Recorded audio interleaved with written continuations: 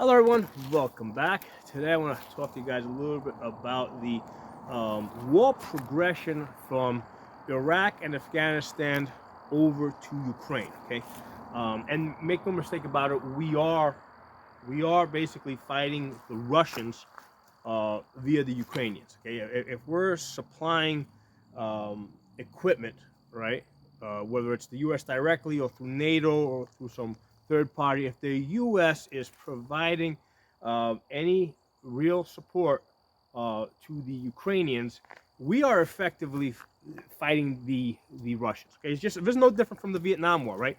We really weren't fighting the Vietnamese; we were fighting the Russians and the Chinese. All right, it's just that they were using the North Vietnamese as their middleman. Okay, same thing happened in after that with between the Soviet Union and their war in Afghanistan. When we were aiding the Afghanis at that time, right? We were effectively we were basically fighting the Soviets. We were just using the Afghanis as the middleman. Okay, and of course that was an opportunity for us back then to test out new technology, right? The Stinger missiles, right? That was the big hit back then, and the military industrial complex loves those type of wars because they love testing out their equipment. They love creating new equipment and testing it out. They're really not interested in wars where you got men fighting men because to them that's kind of boring. There's really not that much money into that, right? They don't really make a whole lot of money selling guns to soldiers on either side.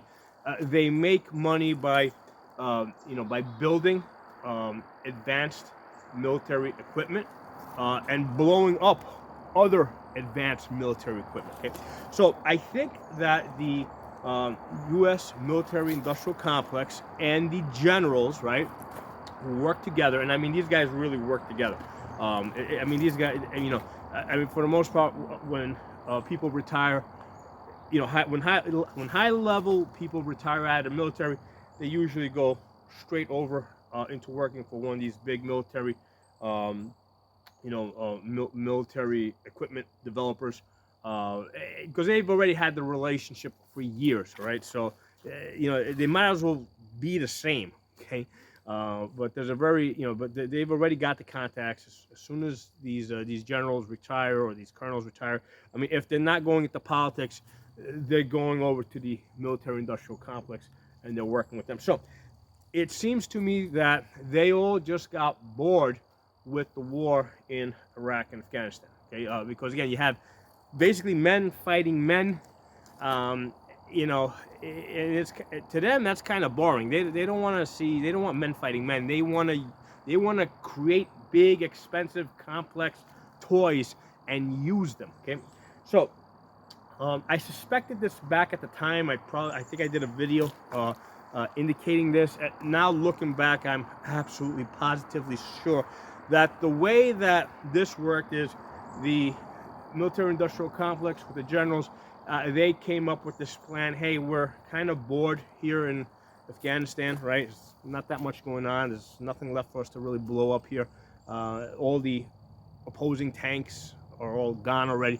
So they're like, look, there's this potential situation in Ukraine that if we can ignite that, that would be a whole lot of fun. That would be really interesting, right? So I think that was the plan that they came up with, right? And I completely believe that this war in Ukraine was provoked.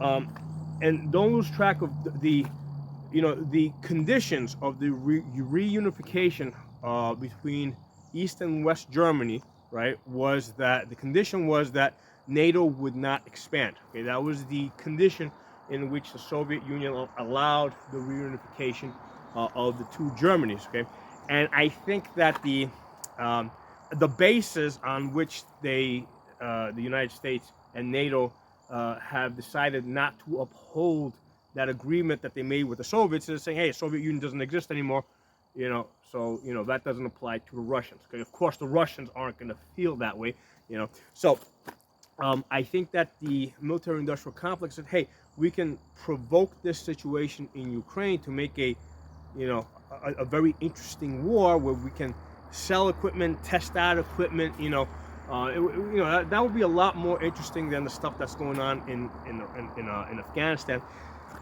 But in order for us to do something like that, you know what? We have to get out of Afghanistan, because obviously, if we start a war in Ukraine and we're helping Ukrainians and supplying them with these toys that we have here that we want them to test out, obviously the Russians are gonna counter by attacking us in places like in Afghanistan. So we got to get our people out of there as fast as possible, right? We got to pull out of that. So I think that was part of the motivation for pulling out of Afghanistan as fast as possible, because they had a timetable to keep to, right? They wanted to start up this war in Ukraine. And again, I kind of suspected this at the time, but like now looking back at it, I'm absolutely positive that that's the case. That's the reason why the U.S. pulled out of Afghanistan so quickly, is because they were so eager to start up a war in Ukraine. And it might say, hey, but there was like a 2 or 3 month gap. But remember, there's things going on behind the scenes that we're not aware of.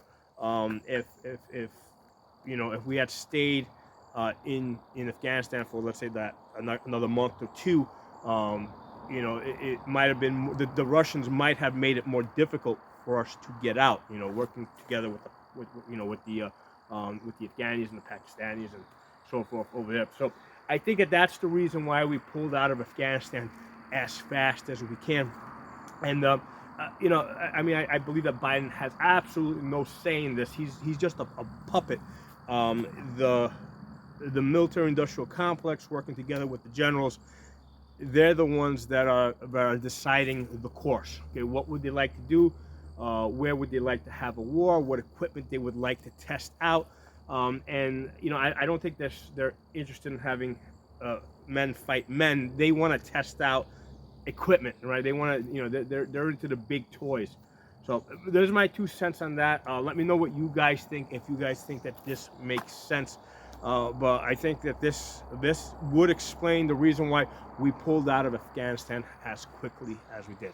Talk to you guys soon.